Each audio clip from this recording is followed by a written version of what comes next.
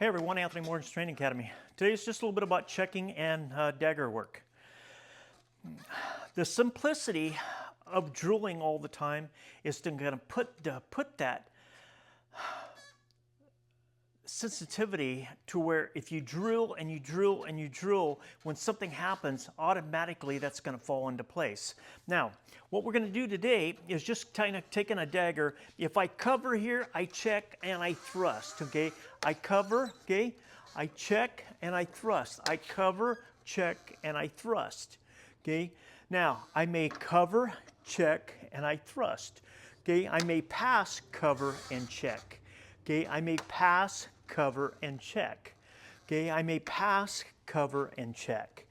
So this is all just working with the dagger, and we're working in heaven position. Now, if, say, for instance, if I'm here and I cover this with the dagger, then I thrust. So I may cover here and I thrust. You can do this off of any line, but you're trying to build sensitivity off of energy drills. And I say energy drills mainly because normally we're going to be doing this with a person. I'm doing it with the spring dummy. But so the knife covers, cover, and I thrust. I cover, cover, thrust. Okay, I may cover, thrust. Now, and that's just working from heaven position. Now, if I'm working on earth position, now I may cover here and I may slash and I may thrust. I may cover here, slash. Okay, cover, slash. Okay. There's no exact position of how we're going to cut other than what available lines there are, okay? I may take this and I may cover here and I may cut the hand, okay? I may dig here, cut the hand, okay? I may cover here on the low line and cut the hand, okay? If this hand is coming in, I may scoop here and cut the hand.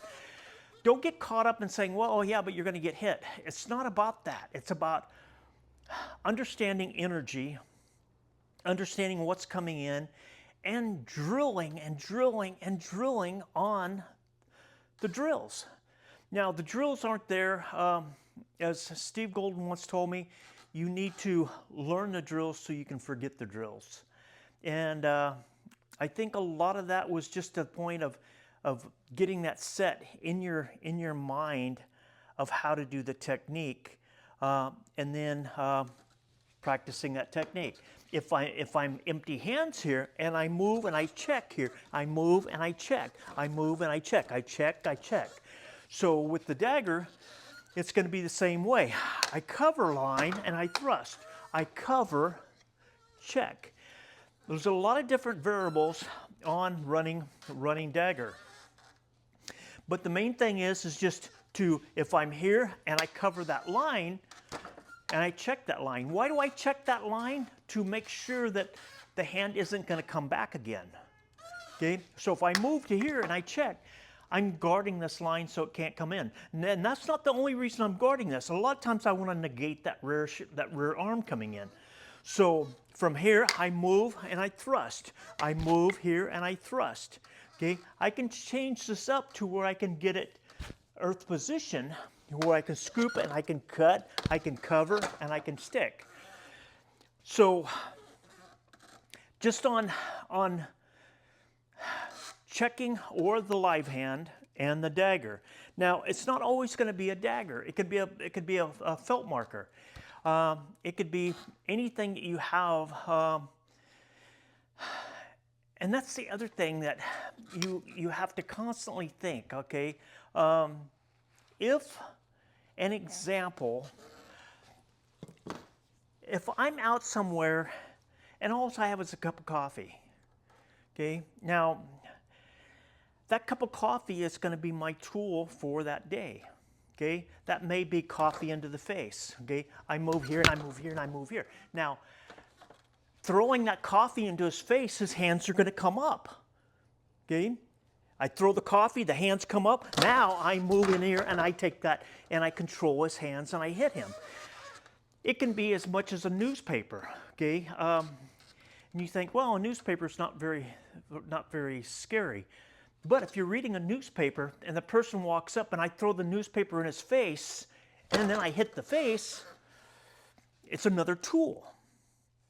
So you have to think when you're out there and about, look at everywhere you're at and think, how could you use everything around you as a tool? Okay, and it can be, I mean, it could be anything. You know, when you're in coffee shops, okay, there's salt and pepper shakers there. There's creamers there. There's all the stuff that's, you know, you have plates, you have silverware, you have, you know, and everyone says, oh, you have to be carrying a weapon all the time. Well, just carrying a weapon is good and fine. But a lot of times if I'm sitting at a table, do I want to reach down and draw my weapon? No, I don't. Sometimes if I'm standing there, somebody comes up and starts getting in my face, well, that salt shaker or the napkin holder is right there. I can use that as a tool, you know, to, you know, and it's not that you're going to take the salt shaker and go pss, pss, pss, pss, like that, but it's the point of, as an impact weapon, I can grab that salt shaker and I can hit with it. The napkin holder, I can take it and hit with that person. So evaluate everywhere you're at on what is available for you as a tool to use in your self-defense. And the only way you're going to do this is everywhere you're at, look around, say, what is here that I can use? But you do have to have the understanding. You know, it's like the simple, you know, it's a simple position here, okay? Understanding this, okay? Understanding this, okay? Understanding this. Adding all these tools, and these are just tools. My headbutt is just a tool. Okay, my elbow is just a tool. My punch is just a tool. But take the time, look around. Like I said, a dagger. This could be a salt shaker. Okay, okay. I can take the lid off the salt shaker and throw the salt in his eyes. Works great. Okay. If I know something's happening ahead of time and I see a problem going over there with somebody else and maybe somebody's in there aggravating, that I can take and I put the salt in my hand with some pepper in my hand, and then as I approach that person to throw that in his eyes. Okay, that's gonna work fine. But understanding what the threat is, okay? Does he have a gun out? Does he have a knife out? And that's where you need to train in every scenario, okay? An example is, do you know how to defend on a staircase? Do you know how to defend in a bathroom? Can you defend in your car? And if you can't, then maybe you should spend some time doing that. But tool, cover, thrust. Cover, thrust, okay? Now, I may cover and I may thrust. So it doesn't have to be a dagger, but today is what is about just having a dagger, okay? Just moving this hand out of the way, okay? And then I cut. Now, like I said, you know, it can be here and I cut that hand, all right? Now, that's gonna work fine too. So just think about your environment. Think about situational awareness when you're out there. You know, coffee to the face is a great tool, a great tool. You know, carrying a Pepsi around, the bottle of Pepsi, you know, or a can, you know, and shake it up and pop the top and spray it in the guy's face. You know, think outside the box. Don't think about just, you know, martial arts is good and fine, but if you don't pressure test stuff, you know, and as a deputy, I was always pressure testing stuff. You know, get a guy that was strong and I would have to, you know, deal with him.